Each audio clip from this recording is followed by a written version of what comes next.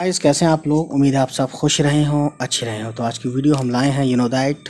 आज हम बात करेंगे इसकी एक्सरसाइज की, और चैप्टर का नाम है भोला, जिसके राइटर का नाम है राजिंदर सिंह बेदी। दैट। तो चलिए फिर देखते हैं। पहले अल्फाज और मायने, उसके बाद क्वेश्चन आंसर करेंगे। कूजा बोलते हैं मिट्टी का छोटा प्याला, या कुल्हड़ या आब खोरा। खुश खुशुलहान यानी अच्छी आवाज़ वाला। यू नो रूह रूह फरसा, रूह को तकलीफ़ देने वाला। जौहर छोटा तालाब या गढ़ा। मुकफ़िल ताला लगा हुआ या बंद। अध्याय बाब, ठीक है। मिज़रा खेती। तवक्कुफ़ वक्फ़ा यानी समय। पटवारी ज़मीन नापने वाला सरकारी मुलाजिम बोलते हैं जो सरकारी नौकर होता है, ठीक है, जो वहाँ काम करते हैं। मतलब कहने का ये है, जैसे डीएम भी एक सरकारी नौकर है, और एक छोटा सा कोई बहुत चपरासी भी सरकारी नौकर होता है। पायंती यानी पलंग या चादर का वो हिस्सा जिधर पैर किए जाते हैं। मबनी यानी मुनहसिर यानी डिपेंडेंट, यानी उस पर बेस्ड है, ठीक है ना। नमनाक यानी भीगा हुआ। गाइस, आप देख सकते हैं, इधर ले आता हूँ मैं। शाना यानी कंधा। निजात यानी रिहाई, आज़ादी या छुटकारा। अग्नबूट यानी भाप से चलने वाली कश्ती। वाह, दैट्स ग्रेट यार, कितना प्यारा नाम है हिंदी में। सफ़ेदी। सिब्त करना यानी निशान बनाना या नक्श बिठाना। ताबे यानी कि तहत या पाबंद, यानी आप उसके ताबे चलिए, यानी उसके तहत चलिए, जो वो कहता है। दूब यानी हरी नरम छोटी घास। दूब तो जानते होंगे कुछ लोग, बिहार साइड वाले या यूपी ईस्ट साइड वाले। मखमसे यानी मखमसा, उलझन या झंझनट। स्तुतर वो श्लोक जिसमें ईश्वर की तारीफ की गई हो, ठीक है गाइस। अब देखिए उसके बाद क्या है। यास यानी नाउमीदी या मायूसी। खानकाह किसी पीर बुजुर्ग या सूफी के रहने और इबादत करने की जगह। जरीब ज़मीन नापने वाली जंजीर। जरीब वो आला ज़मीन जिससे पैमाइश की जाती है। ज़रीफ़ आप जानते हैं गाँव वगैरह में होता है। तवाज़े खातिर मुदारात, ठीक है, मैंने किसी की इज़्ज़त में कोई घर आए तो उसकी खातिर तवाज़े की जाती है, वही वाला वर्ड है, ठीक है।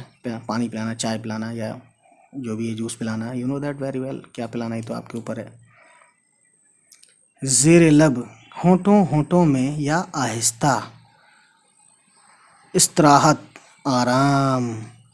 क़ैद बामुशक्क़त यानी क़ैद की वो सज़ा जिसमें मेहनत भी शामिल हो, ठीक है, यानी फ्री में बैठ के बस खाना नहीं है। दो तरह के कैदी होते हैं जेल में। एक तो वो जो क़ैद बामुशक्क़त है, जिसको काम करना है और उस काम करने के पैसे मिलेंगे, ऐसी बात नहीं है। और एक वो है जो कैद में तो रहेगा, लेकिन सिर्फ खाएगा, पिएगा, सोएगा। दहलीज़ चौखट। सुहागवती यानी सुहागन या जिसका शौहर जिंदा हो। आगे देखते हैं, पेज पलट के, है भी कुछ नहीं। अगला है नाम रोशन करना। शोहरत होना या मशहूर होना। फ़र्त मुसर्रत यानी खुशी की ज़्यादती, यानी बहुत खुशी होना। गलबा फ़तह या कामयाबी या बरतरी। गलबा है ना, डोमिनेंट भी होता है इसका मतलब। शक होना यानी फटना या टुकड़े टुकड़े होना। ये बड़ी काफ वाला शक है, एक होता शीन और छोटी काफ, तो वाला नहीं है, ठीक है, वो तो शबह होता है, गुमान करना। ये है शक कन होना, यानी फटना या टुकड़े टुकड़े होना। खाना ख़राब जिसका घर बर्बाद हो जाए। मिन्नत मानना यानी नज़र मानना, मुराद पूरी करने पर इबादत करने या सदका देने की नीयत करना, ये तो जानते हैं आप। मुतफक्किराना यानी गौर व फिक्र के अंदाज में। रिक्कत यानी रोने की कैफियत या रुहासा होना। अख्तर शुमारी यानी सितारे गिनना, शुमारी यानी गिनना, अख्तर यानी सितारे। पथराई आँख मतलब है बेहिस या बेहिसो हरकत या ठहरी हुई आँख, ठीक है। स्टिलनेस जो होती है आइज़ में। शिशिद्र शिशिद्र शिशिद्र यानी हैरान या हैरत ज़दा। तो गाइस अब देखते हैं क्वेश्चन आंसर, ठीक है। तो उम्मीद है ये तो आपको समझ में आ ही रहा होगा। अब देखते हैं क्वेश्चन आंसर की तरफ हम बढ़ते हैं गाइस, और आप जानते हैं कि बहुत ही ज़्यादा अच्छे से हम आपको बताने वाले हैं आज,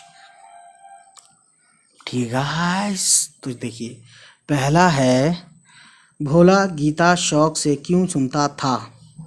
जवाब है, भोला गीता महज इस वजह से सुनता था कि वो कहानियों का शौकीन था और गीता के अध्याय के आखिर में महात्म सुनकर वो बहुत खुश होता था।